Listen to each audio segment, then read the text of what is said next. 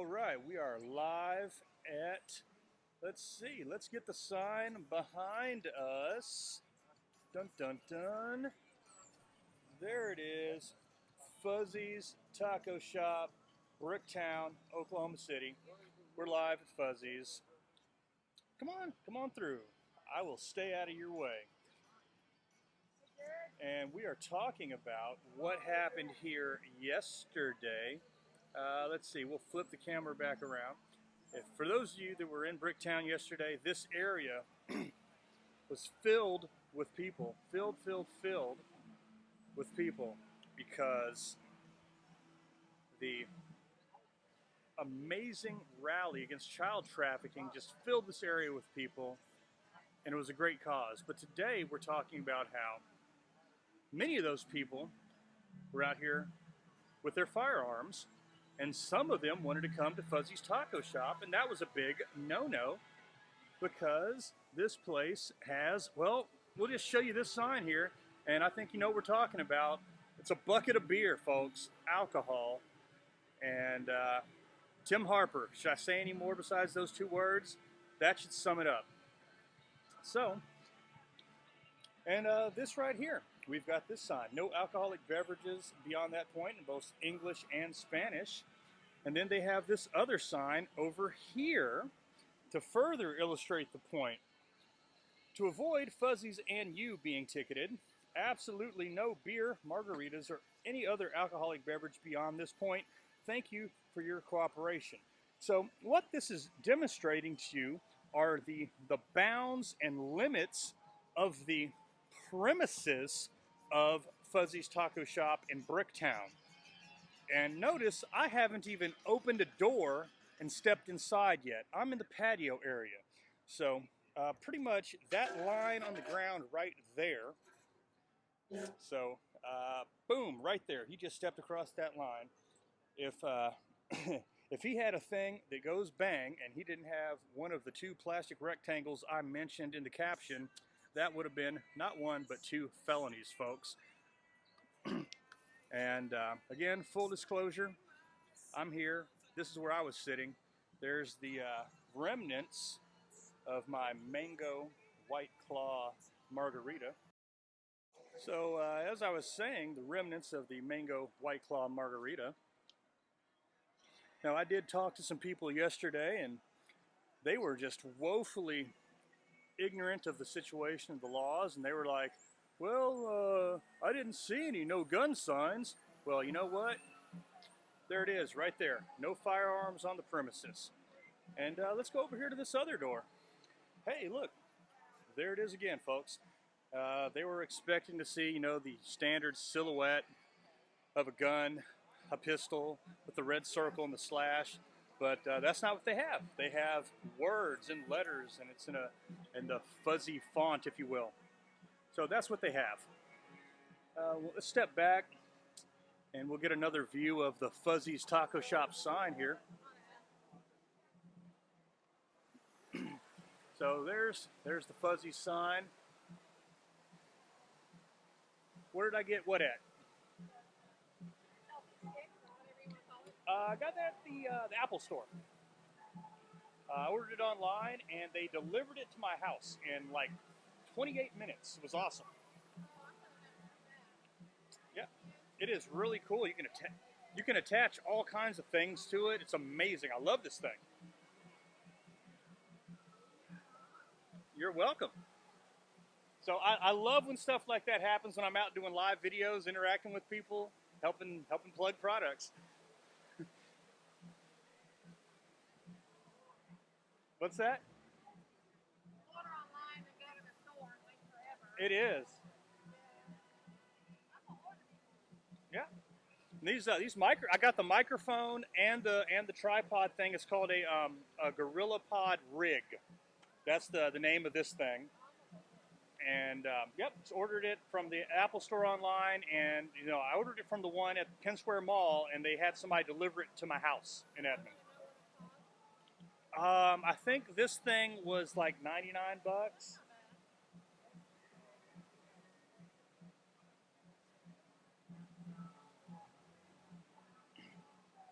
Yeah, it's ridiculous depending on what you want to see them for.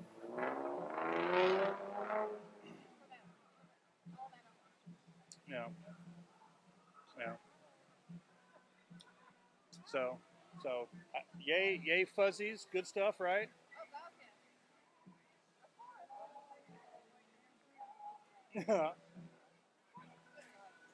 Did you already eat?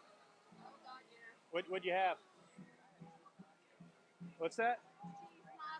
Cheese nachos. I just had chips and salsa. I had a bunch of points built up on the app, so I got them for free. I forgot about the app. Yeah. I'm wearing my shirt from the Midwest City store. I was there for opening day, so I get free tacos every week for a year. Wow. And then I'm just out here now doing a video about, when they had the big anti-child trafficking thing out here yesterday. Oh, I heard about that. Yeah, I was out here getting footage of that yesterday, and there were a bunch of people out here with guns, and I stopped a few of them from going into fuzzies, because if you cross that threshold right there without a handgun license, that's 2 felonies for you. Oh, wow. It's like, remember the guy last year that went into Twin Peaks with the rifle? Same thing. If you take anything in there, any offensive weapon other than a handgun without a handgun license, it's a felony. And then it's a felony to, committing a felony with a gun is a felony. Yeah. So that's a 2-for-1 deal.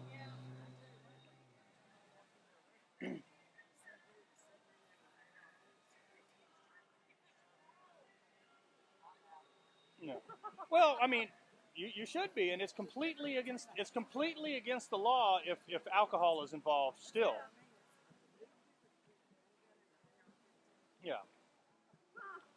And I'm a handgun licensing instructor in Oklahoma, so I had a talk with the manager. He came out and talked to me while I was sitting on the patio, and I explained how all of that works and what they should do if they're serious about, it says no firearms on premises on their door. And if they're serious about that, here's how you handle that. And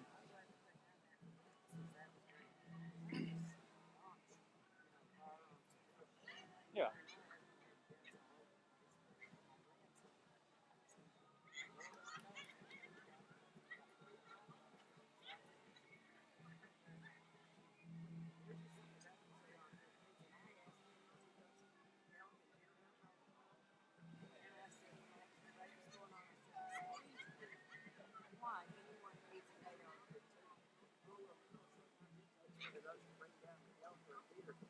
Those things are not designed for hunting animals. They're designed for hunting the enemy.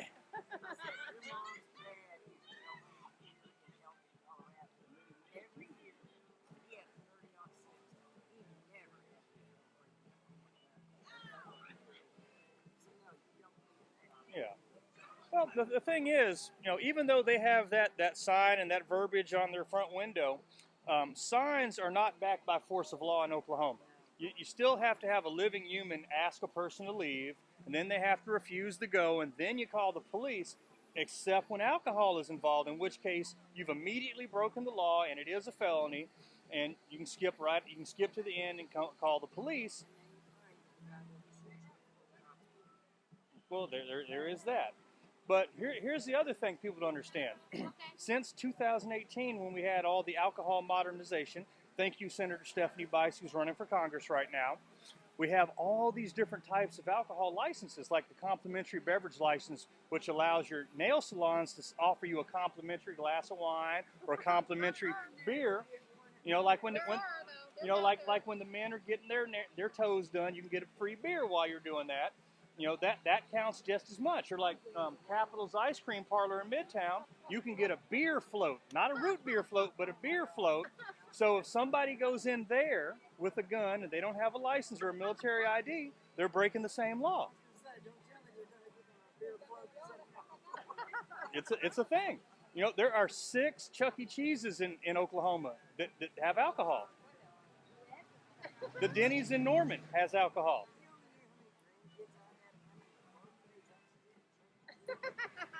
And there's booze there now. Think about the movie theaters that have alcohol in them now. Yeah. No, maybe they just have alcohol. You didn't know that? Yeah. When they passed that law. Yeah. Yeah.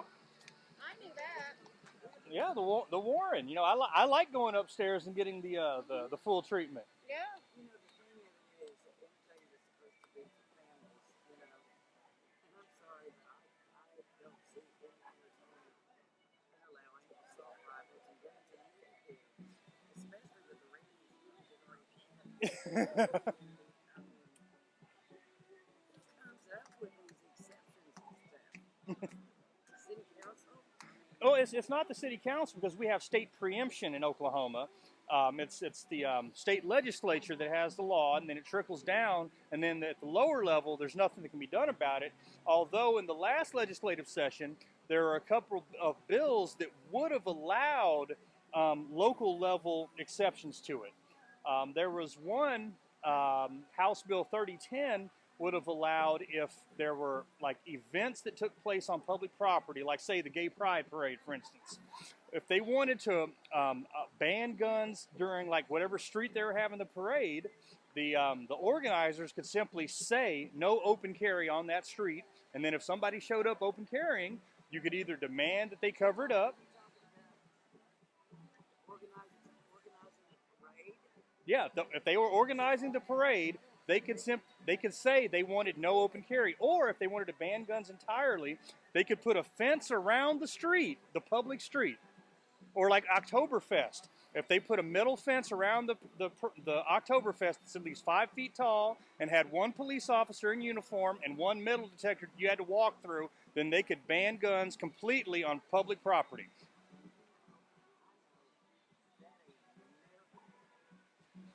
Well, they had a lot of support. The Oklahoma Second Amendment Association was in favor of that. Wow. And the Oklahoma Second Amendment Association also was pushing House Bill 2547 that said that any municipality, any city government could designate anything they owned, get this, anything they owned could be designated as a firearms prohibited location.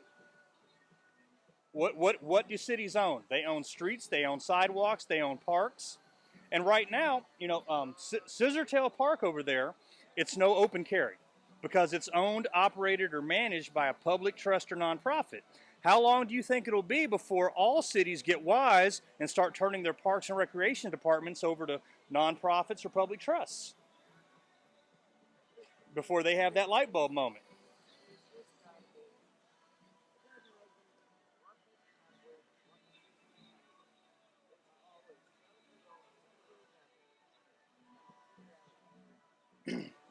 That's it.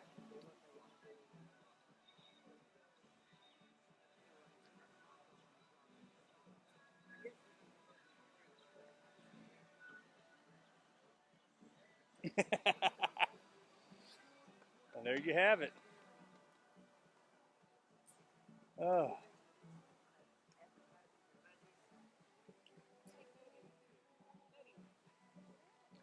I don't know.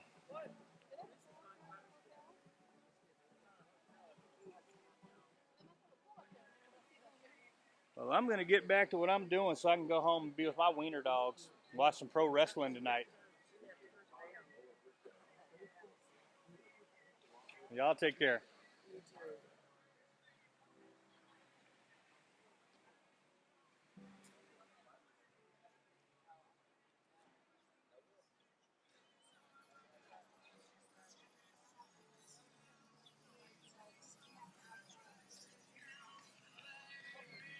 All right, well, that actually worked out better than I thought it would.